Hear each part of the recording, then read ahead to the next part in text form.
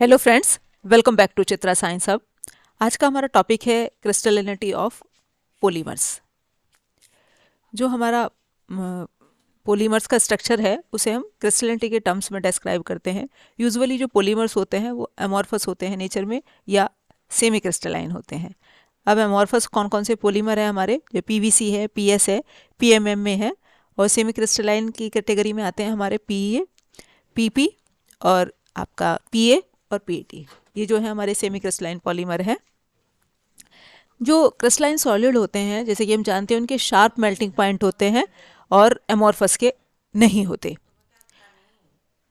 अब crystalline solids कौन से सॉलिड हैं हमारे? वो सॉलिड हैं जिनकी डेफिनेट शेप होती है, जिनके अंदर जो आयंस और मॉलिक्यूल्स और एटम्स है वो ऑर्डरली अरेंज्ड होते हैं 3 डायमेंशनल पैटर्न में।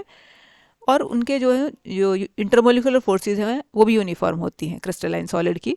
दूसरी तरफ एमॉर्फस सॉलिड जो होते हैं वो शेपलेस होते हैं, डिसऑर्डर्ड होते हैं और इरेगुलर अरेंजमेंट होता है उनके अंदर हमारा पार्टिकल्स का, और उनकी इंटरमोलिकुलर फोर्सेस भी सेम नहीं होती और ना ही पार्टिकल्स के बीच का डिस्टेंस सेम होता।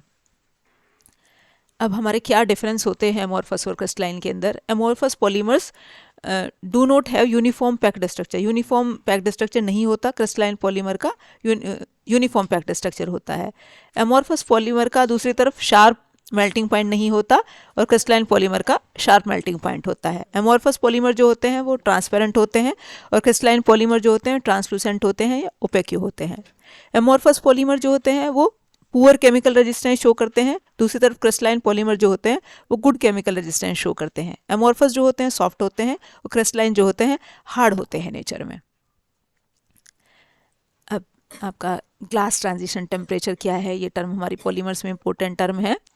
जब हम किसी पॉलीमर को जो है स्लोली हीट करना शुरू करते हैं, मतलब टेम्परेचर देना शुरू करते हैं, टेम्परेचर बढ़ा देते हैं, the polymer changes from the glassy state to rubbery state. Glassy state से रबरी स्टेट में आना शुरू हो जाता है and finally to the viscous state, और फाइनली विस्कस स्टेट में आ जाता है as they are semi crystalline. जो कि सेमी क्रिस्टलाइन होते हैं नेचर में। सेमी क्रिस्टलाइन का मतलब ये कुछ पोर्शन एमॉर्फस का है, कुछ पोर्शन क्रिस्टलाइन का है। The temperature below which the polymer become hard, brittle and glassy and above which it becomes soft and flexy is known as glass transition temperature। तो glass transition temperature क्या temperature है? वो temperature जिससे नीचे polymer जो है वो glassy state में होता है, हार्ड और ब्रिटल होता है, और जिसके ऊपर वो रबरी स्टेट में आ जाता है, उसे हमने कहा ग्लास ट्रांजिशन टेम्परेचर। अब आपका जो मेल्टिंग पॉइंट से हमने कहा मेल्टिंग टेम्परेचर क्या है? When A polymer is heated beyond TG, मतलब ग्लास ट्रांजिशन टेम्परेचर से ऊपर जब हम उसे हीट करना शुरू करते हैं तो हमने देखा वो रबरी स्टेट में आ जाता है। अब उसे यदि फर्दर और ज़्यादा टेम्परेचर देना शुरू कर दें तो वो किस में आ जाएगा? विस्कस स्टेट में आ जाएगा। Further heating causes melting of the polymer and it start flowing, और वो बहना शुरू हो जाता है। The temperature below which the polymer is in rubbery state and above which it is in liquid is called melting temperature of the polymer. अब melting temperature क्या हो गया कि वो टेम्परेचर जिसके नीचे पॉलीमर आपका जो है रबरी स्टेट में है और जिसके ऊपर क्या है वो विस्कस स्टेट में आ गया, उसे कहा melting temperature. While the temperature which the polymer start flowing, और वो टेम्परेचर जिसमें पॉलीमर बहना शुरू हो जाता है उसे हमने कहा फ्लो टेम्परेचर। अब जो हमारा मेल्टिंग टेम्परेचर है वो शार्प नहीं होता, जैसे कि सॉलिड्स का मेल्टिंग हमारा पॉइंट शार्प होता है, ये हमारा ऐसा शार्प नहीं होता। और इसे हम कैसे अपना डिटरमाइन करते हैं कि आपका जो उसकी डेंसिटी में क्या चेंज आ रहा है, रिफ्रैक्टिव इंडेक्स में क्या है, हीट कैपेसिटी में क्या चेंज आ रहा है। जैसे कि ग्राफ में दिखाई दे रहा है कि आपका जो ग्लास ट्रांजिशन टेम्परेचर है वो तो क्या है एकदम शार्प चेंज है, लेकिन जो मेल्टिंग टेम्परेचर है वो आपका शार्प चेंज नहीं होता। Melting of a polymer crystal corresponds to the transformation of a solid material having an ordered structure of aligned molecular change to a viscous liquid. Melting क्या है पॉलीमर के crystal की? जिसमें क्या हुआ? ट्रांसफॉर्मेशन हुआ किसका? सॉलिड मटेरियल का, मतलब सॉलिड में वो ऑर्डर्ड अरेंजमेंट में है, उससे किसमें ट्रांसफॉर्मेशन हुआ? विस्कस लिक्विड में हो गया। Where the structure is highly random, viscous state में चूंकि स्ट्रक्चर जो है हाईली रैंडम होता है। तो ग्लास ट्रांजिशन टेम्परेचर तो हमारा क्या है? शार्प चेंज है, लेकिन जो मेल्टिंग टेम्परेचर है वो शार्प चेंज हमारा नहीं है। अब टेम्परेचर का क्या इफेक्ट हुआ पॉलीमर के ऊपर? व्हेन प्लास्टिक और rubber is cooled up to a certain temperature, मतलब उसे नीचे कूल करें आपका, it become so hard and brittle then it break into pieces on application of stress. और यदि हम उसके ऊपर कोई, क्योंकि वो हार्ड होती है, अब हार्ड है तो ब्रिटल होती है नेचर में, तो यदि हम उसके ऊपर कोई स्ट्रेस लगाएं तो वो आपका जो है टूट जाती है। The temperature below which the polymer become hard, brittle and glassy and above which it is softener and flexible is known as glass transition temperature.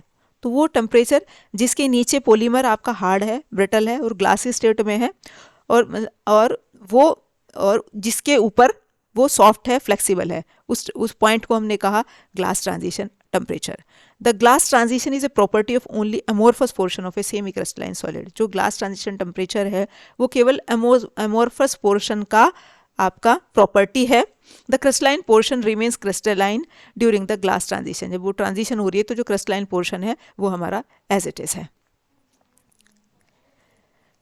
When a polymer is heated below Tg, it passes from glassy state to rubbery. जब हम उसे heat करना शुरू करते हैं तो glassy state से किस में आ जाता है, वो रबरी स्टेट में आ जाता है. फर्दर हीट करेंगे उसे तो मेल्ट होना शुरू हो जाएगा, बहना शुरू हो जाएगा.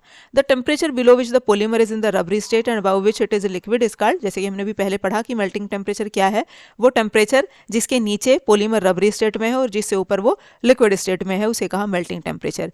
इन thermodynamics the transitions are described as first and second order transition. Thermodynamics में ट्रांजिशंस को हमने फर्स्ट ऑर्डर और सेकंड ऑर्डर ट्रांजिशन कहा. ग्लास ट्रांजिशन टेम्परेचर जो है वो सेकंड ऑर्डर ट्रांजिशन है और मेल्टिंग पॉइंट जो है वो फर्स्ट ऑर्डर ट्रांजिशन है. It should be noted that amorphous polymer do not possesses the melting point. जो अमॉर्फस पॉलीमर होते हैं उनके अंदर मेल्टिंग पॉइंट नहीं होता. But all polymers possesses glass transition temperature. सब पॉलीमर्स के अंदर ग्लास ट्रांजिशन टेम्परेचर होता है लेकिन मेल्टिंग पॉइंट जो है आपका अमॉर्फस के अंदर नहीं होता. Polymer structurally consist of localised units और चेन सेगमेंट. चेन सेगमेंट्स और लोकलाइज्ड यूनिट्स के बने हुए होते हैं पोलीमर. इसलिए वो दो तरह के मोशंस शो करते हैं, एक सेगमेंटल मोशन, एक मोलिकुलर मोशन. सेगमेंटल मोशन को हमने कहा इंटरनल ब्राउनियन मूवमेंट और मोलिकुलर मोशन को कहा external Brownian movement.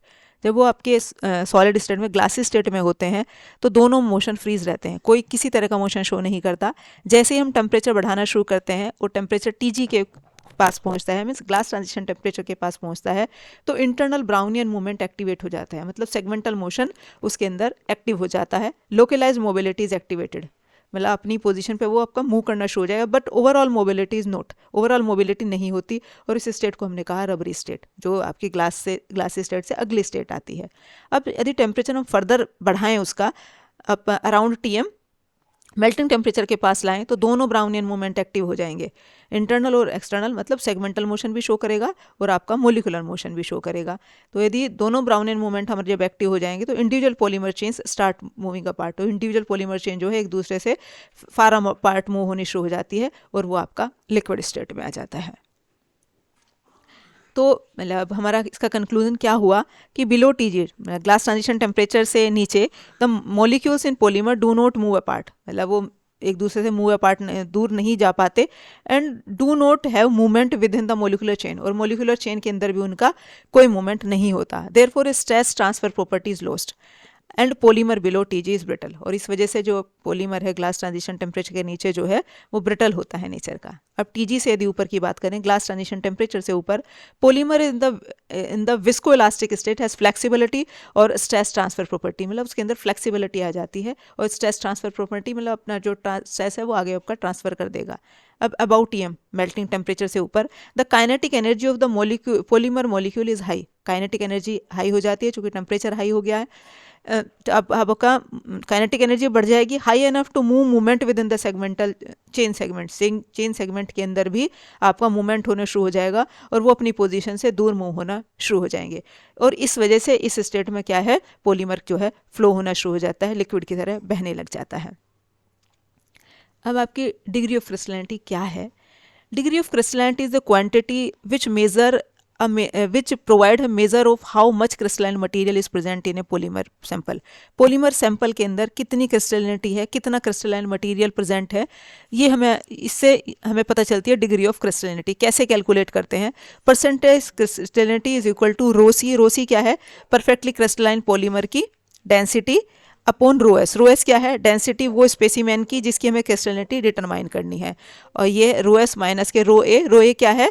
Density of amorphous polymer. Amorphous polymer की डेंसिटी कितनी है? तो इस फॉर्मूले की हेल्प से हम उसकी कितना क्रिस्टलाइन मटेरियल उसके अंदर प्रेजेंट है, मतलब उसकी डिग्री ऑफ क्रिस्टलिनिटी, परसेंटेज क्रिस्टलिनिटी हम कैलकुलेट कर लेते हैं.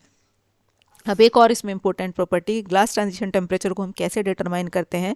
DSC means differential scanning calorimetry और डिफरेंशियल थर्मल एनालिसिस डीटीए, इन दो टेक्निक्स की हेल्प से हम ग्लास ट्रांजिशन टेम्परेचर को डिटरमाइन करते हैं। आगे की वीडियो में हम क्या फैक्टर ग्लास ट्रांजिशन टेम्परेचर को अफेक्ट करेंगे, या मेल्टिंग टेम्परेचर को अफेक्ट करेंगे, या क्रिस्टलिनिटी को अफेक्ट करेंगे, ये हम आगे की वीडियो में डिस्कस करेंगे। तब तक के लिए थैंक यू।